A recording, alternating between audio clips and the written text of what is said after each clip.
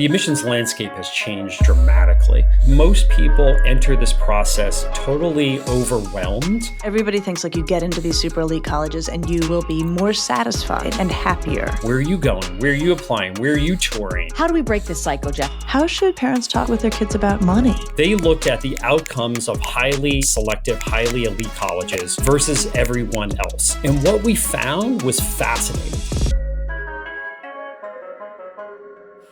So I'm asking you this, not as a psychologist, but as a mom who already has a kid in college. Do you really need to take 22 AP classes in high school to get into college? You do not. In fact, I have often said to my kid and to other kids, you do intend to go to college. You don't have to do college in high school if you intend to go to college. Thank you for saying that. You're welcome. Because both of us have children in the 9th grade this year. Yes, and we do. This is my first child going into high school. And we had an argument this weekend, or discussion, a heated discussion where my husband and I were on opposite ends, where I was like, it's a tiger mong in me, Lisa. Like, you should be taking everything you can. How is your 9th grader doing, by the way? Okay, we're talking about ranch dressing. And she was killing us. She was killing us this weekend. She was telling us about a conversation she was having with another 9th grader, a boy. And somehow they got on the topic of how much ranch dressing is too much ranch dressing. And apparently the boy insisted that the cafeteria could be waist deep in ranch dressing and it would not be too much ranch dressing. So that's what we're discussing in my house.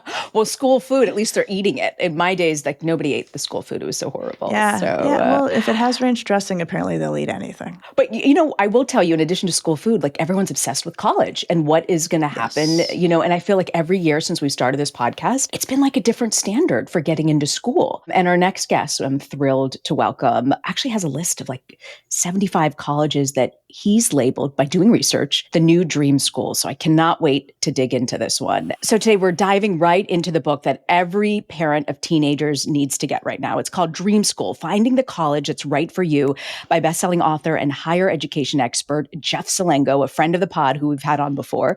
Jeff is a New York Times bestselling author, award-winning journalist, and professor of practice at Arizona State University. He's written extensively about higher education for more than 2 decades. And now, with this book, Dream School, he's giving parents a roadmap to approach the college search with a little less stress. We all know the pressure, families obsessing over the top 25 schools, kids feeling like futures are determined by that one acceptance letter. Jeff flips the narrative on its head. He shows us that the real dream school isn't actually about the brand name or the prestige. It's about finding a college where your child can actually thrive academically, socially, and even financially. Jeff, welcome. We are so thrilled to have you back. It's great to be here again for both of you. And this book, Jeff, as someone who has worked in this space for so long, I am so grateful for this book. And I actually had the honor of blurbing it. I got to read an early copy. And what I said about it, and I really mean it, is Dream School is the desperately needed, level-headed college guide we've been waiting for. How you feeling about it? I'm feeling pretty good about it. I really want to create a movement among parents to give them permission to think more broadly about what defines a good school, that it doesn't have to be in the top 25. It doesn't even have to be in the top 50.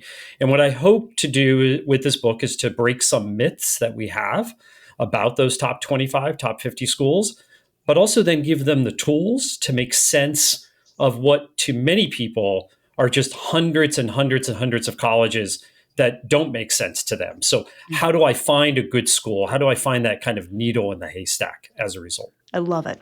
Now, you open the book with the story of a boy named William, who is a high-achieving student who goes to Columbia, right? A lot of kids' dream outcome. He realizes pretty quickly it's not the right fit, and he leaves. What is the biggest mistake that this story tells us about what families think about when they're thinking about a so-called dream school? I think the tip that I have for parents is really many of us start the college search midstream. What do I mean by that? We just start putting names on a list. Those names are often what we hear in our communities, which shows up on Naviance or Score.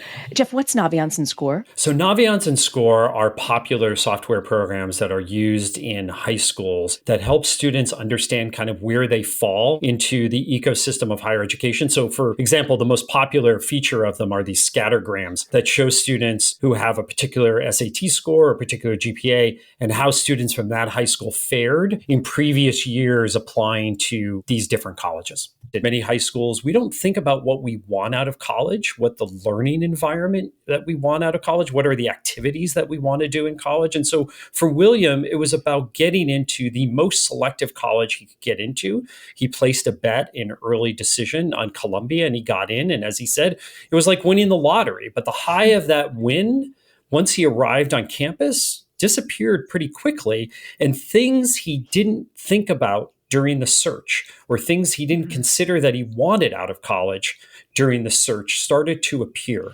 Like, for example, he wanted to get into this really popular class at Columbia, and his advisor said, yeah, well, that probably will never happen. Maybe you'll get in junior or senior year. He really wanted to do undergraduate research. He had a chance to do research in high school, and he wanted to do research. And basically, his advisor said to him, yeah, most of these professors, they only want to work with grad students.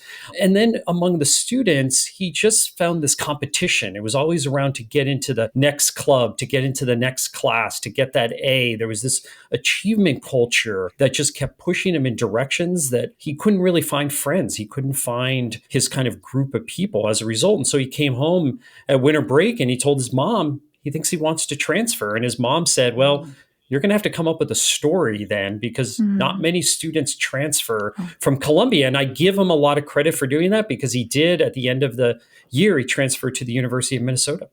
Good for him. Hey there, we are really trying to get the Ask Lisa podcast out to as many families as possible. And one of the ways you can help us right now, if you can just hit the like button on what you're watching, subscribe to our YouTube channel, and then post a comment in the comment section. Every bit of interaction actually helps us reach more families who also might need this support. Okay, now back to our episode.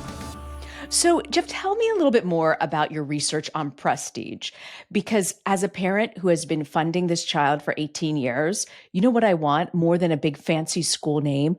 I want them to be able to pay their bills when they're done with college. How do we make that happen, Jeff?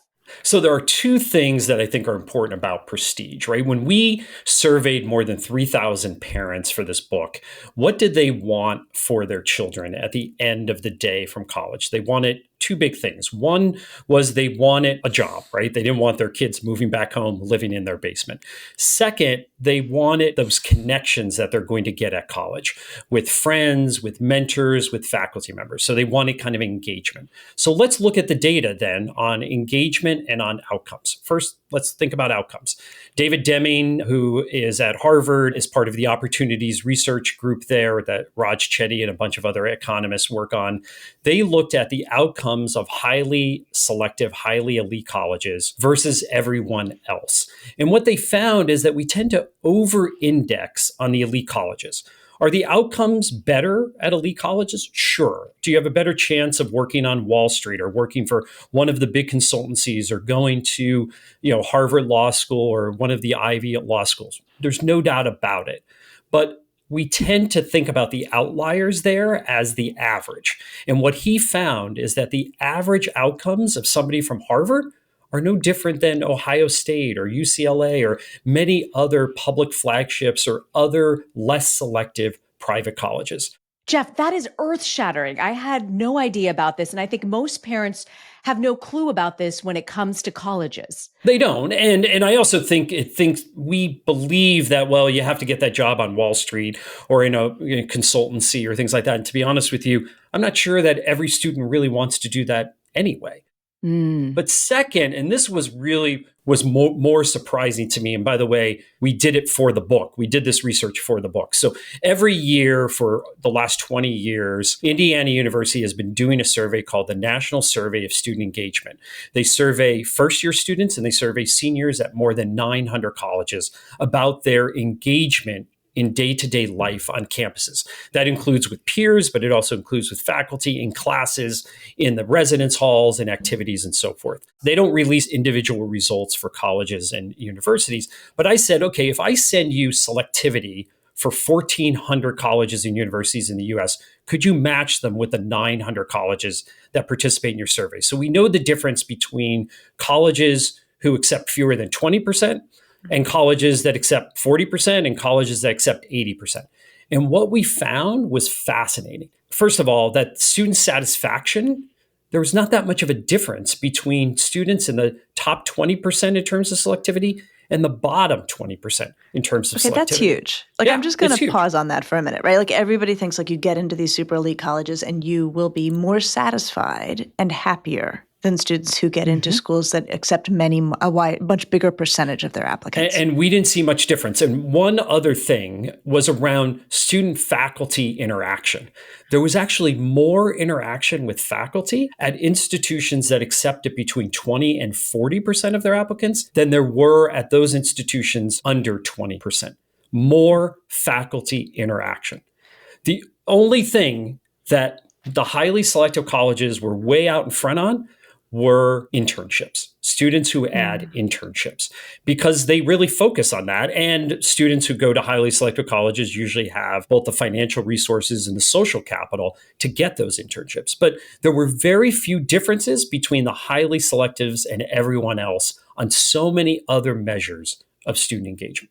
That's remarkable. Okay, so one of the things you write about in this book is the panicking class. It's such an incredibly useful and I think apt phrase right now, which are basically kids who are worried they're not going to be able to replicate their parents' lifestyle. And of course, we're in a phase of economic uncertainty. So this has probably become even accelerated in the time since you submitted this book to your editor.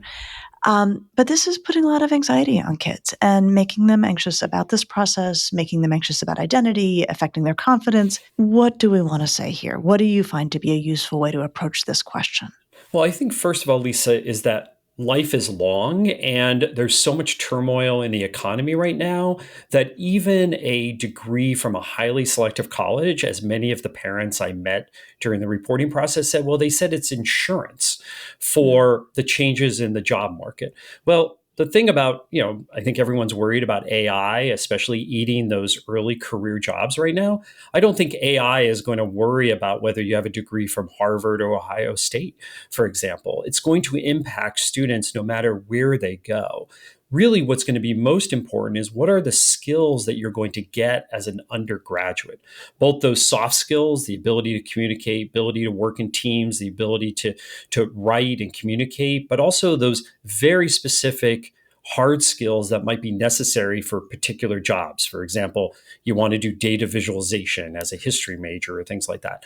And those types of opportunities you can get at a wide variety of schools. And I think that's most important for families who think, well, this insurance policy I'm going to get, it has to be that degree from this highly selective college. It doesn't matter as much anymore. So, Jeff, I want to ask you, as a South Asian kid whose parents constantly compared me to everybody else, you say in your research that 61% of parents think other parents in their community actually prioritize prestige more than other things. How do we break this cycle, Jeff? How do we stop getting parents to be comparing all the time? I wish I could answer this question easily because I run into the same issue in my neighborhood here outside of Washington, D.C. Even the premise of this book, when I would talk to parents in my neighborhood or at my kids' school, the premise of this book is just really hard to kind of get over that hurdle that prestige matters, that you're in school communities or on the Instagram pages, that students put out where they're going to school. Like that signal says so much in your own community. And so the advice I have is to perhaps talk less about it, talk less about where your kids are going to school or where they're applying to during the process. I'm not a huge fan of those Instagram pages advertising where everybody in a high school goes. I know high schools love them, and I know students often do this without the school. The school doesn't necessarily endorse it all the time. But I don't know when you all went to college. But when I went to college, it was like, we talked about it among our friends once in a while, but it wasn't this every day throughout senior year. Where are you going? Where are you applying? Where are you touring? And then once you get in, kind of these large posts that go to the rest of the world advertising where you're going. If we could kind of reduce that conversation, I think it could have a huge impact on not only where students are applying, but where they're going. I love that. And it's fun, as someone who's around teenagers and cares for them and is in this environment so much, I really try to hold back on asking kids where they're going, and I try to hold back on asking their parents where their kids are going. And it's hard because I think, underneath it, it often feels like, did they get into some fancy school? I want to know. But sometimes you're just like, your kid's moving to another state. Like, I'm interested in like that, like the state they're going to, which happens to be attached to the college they're going to. But I have found myself, and I agree with you, like adults can actually have some influence here about not chasing that question, not asking that question, and instead saying like, how are you feeling about going to college, right? Can fill in, I think, that space. Yeah. Okay. So in terms of how we feel about going to college, one of the things you talk about that is so important, and I agree, is around a kid's sense of belonging on campus. I've had the honor of working at a few different universities, big ones, small ones, and belonging is a big deal. Walk us through why it is so important that a kid finds a sense of belonging wherever they land. Well, Lisa, I think it's really interesting right now because in all the parent groups I'm on, whether it's in Facebook or Reddit, there's so many parents from the class of 2025. So their kids just graduated from high school. They just landed on campuses all across the country. And the parents are posting within a couple of days, their kids are unhappy with their choice, right? That's not the right place. And first of all, I want to say, give it time. That sense of belonging doesn't happen in the first 3 days. And I also ask them, did classes start yet? And in many cases, they haven't. So we have this sense of belonging that has to happen in the residence hall. Our roommate has to be our best friend, or we have to meet our best friend on in our hallway. And as I write in the book, the sense of belonging happens in 3 different dimensions on college campuses. One is in your residence hall. One is in the activities that you decide to pursue, where often you're going to kind of find your people. But it's also in the academic setting. And I sometimes think we forget about that. And indeed, we know from studies that students who just show up to class the first couple of weeks of college are more likely to not only be retained and stay in college over the long term and get their degree, but they have that sense of belonging that other students don't. So, one of the most simple things that students could do is, first of all, wait for class to start and show up. Connect with other students in that class and connect with the professor. And that's the other thing that's really important here are office hours and using them and utilizing them. Because I think a lot of students come out of high school not realizing what office hours are for college professors. And they think, well, I only have to go see the professor if I'm in trouble. And that was me. That was my belief. Right. I didn't know what they were. And I was like, you're never going to catch me in those office hours. Right. And I didn't know that. And I tell the story about my first year at Ithaca College, right? I didn't do very well on my first macroeconomics exam. And I thought I was the only one like that because I heard all these students talking around me who had macroeconomics in high school and I didn't. And I'll never forget. Macroeconomics in high school. Yeah, exactly. Right. And I remember a professor who unfortunately just passed away. And I told this story to us folks in my alumni group that professor reached out to me and said, Jeff, why don't you come by and talk to me in the office and we'll talk a little bit about, how you did on the exam and why and things like that. And I thought, oh my God, I must be in trouble. And I realized in going to him that that's what office hours are for. It's to have those conversations. And that one act of him inviting me into his office to talk about this particular exam opened up a range of possibilities, not only with that professor, but so many of my professors over the years. And that's the thing, and that's the belonging research that I talk about in the book, is that most teenagers get to college thinking they're the only ones who are feeling like this. And so there's a lot of work that colleges are doing around that first year experience to show students that they're not the only ones, that other students are also experiencing these issues of not finding their people immediately. And it's okay to feel that way. Jeff, you tapped into something there. I went to George Washington University in DC for journalism school, and I had an incredible mentor, Professor Steve Roberts, the husband of the late Cokie Roberts. Having him as a professor continues to this day to transform my career. I have a lunch with him every time I am in Washington, DC. And you mentioned that a good marker of a good school is mentorship. But how do parents tell if the college or university their child's applying to has good mentorship? It's a great question because there's all these things, just like William in the introduction didn't know or didn't know to look for. So, how do I look for mentors? First of all, talk to other students in your major. See how they talk about professors, see how they talk about their activities, see how they talk about the advisors to those activities, right? That's where you're going to get a sense of how they feel about it. Then, when you go to the school, go on the official tour. But I think that we rush through tours too often. I understand you might have a limited time to see multiple campuses, sometimes in one day. I think that you should, after the tour, before the tour, during breaks, get a sense of what, especially if the school is in session, walk down the hallways with professors' offices. Are their doors open? If they list office hours, are they actually there? See if you could sit in on a class. Do students come early, and does the professor come early to talk to students? What happens after class? Does the professor just rush off, and students are kind of left on their own? Professors aren't the only mentors, but they are the people that you're going to spend most of the time with as an undergraduate. And by the way, they're going to be probably the first people that you meet in those first couple of days of college. Looking at how much they care about spending time with undergraduates says a lot about a college. This is amazing. And I will tell you, I have a daughter who's a senior in college, and she has found this. She has an advisor who takes her out to lunch. I'm like, I tell her, I'm like, that never happened to me. I'm not even close, right? I mean, so it's there. It can be found. Well, Lisa, that simple act of being invited to a meal with professors, whether it's like, and often now there's a lot of concern about one-on-one interactions between professors and students. And I get that. But even like small group lunches or small dinners or dining halls. I went to school a long time ago, and the professors used to invite us over to their house. That doesn't happen as much anymore. But that action we see in the research, students also feel more like adults, and they feel like they could have these conversations with mentors in a way that they're going to have with mentors once they get into the workforce. That makes a huge difference in students' lives. I'm watching it. I am watching it with my kid right now. Yeah. Steve Roberts would do this. Jeff, he would take every single class out for appetizers at TGI Fridays, no alcoholic drinks. He created such lifelong connection. It was just incredible. Everybody loves this man. Reena, I think I remember that TGI Fridays around the corner. Foggy Bottom. I interned in DC. Yes, we used to spend a lot of time at that TGI Fridays.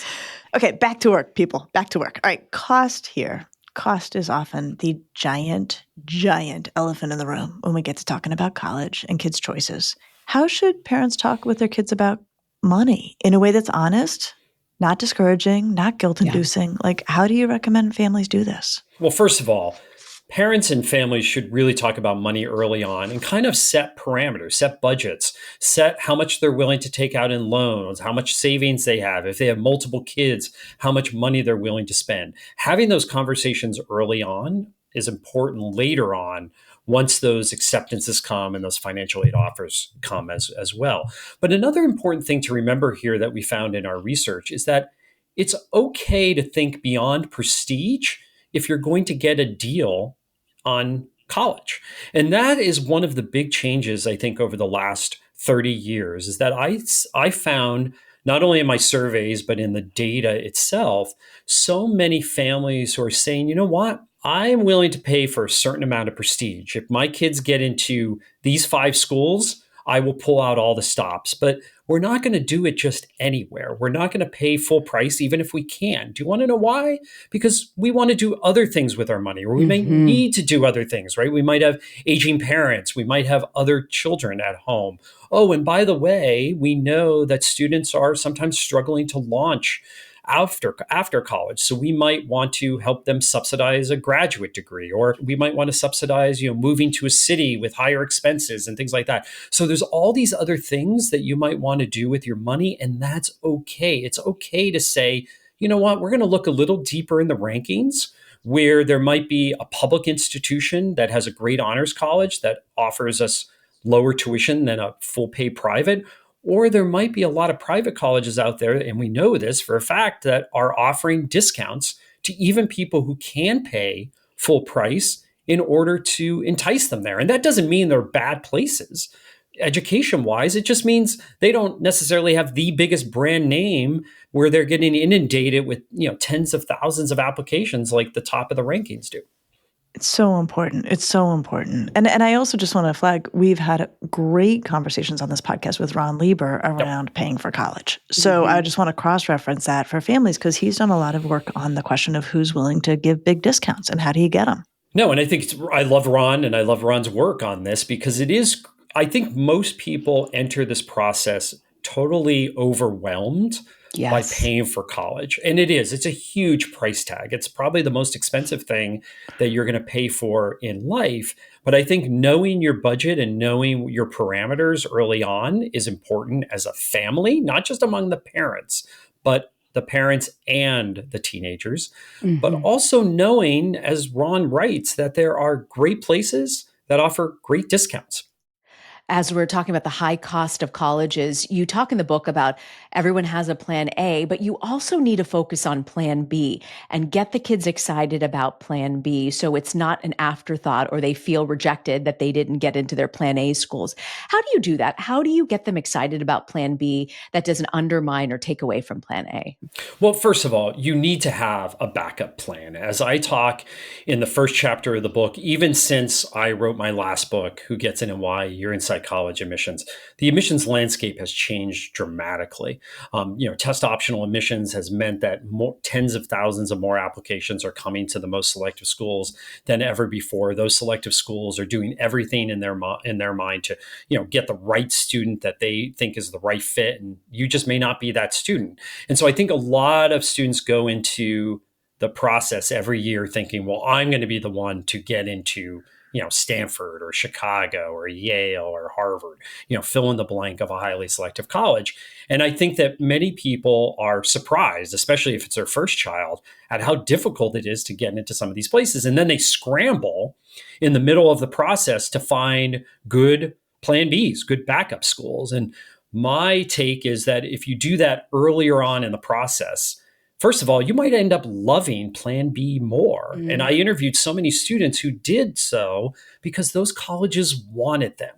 And there was something about feeling wanted. And how did those colleges want them? They had the opportunity to be in smaller cohorts. That could be in an honors college. They had access to potentially getting special scholarships that gave them money to study abroad or to do undergraduate research, right? Those are opportunities that aren't just available at the most selective schools. And in fact, if you're a great student who has your eyes set on a selective school, you actually might get those opportunities reserved for you at less selective places. And by the way, get some money on top of it. So, Jeff, you've written this incredible book. I'm curious what your final takeaways are.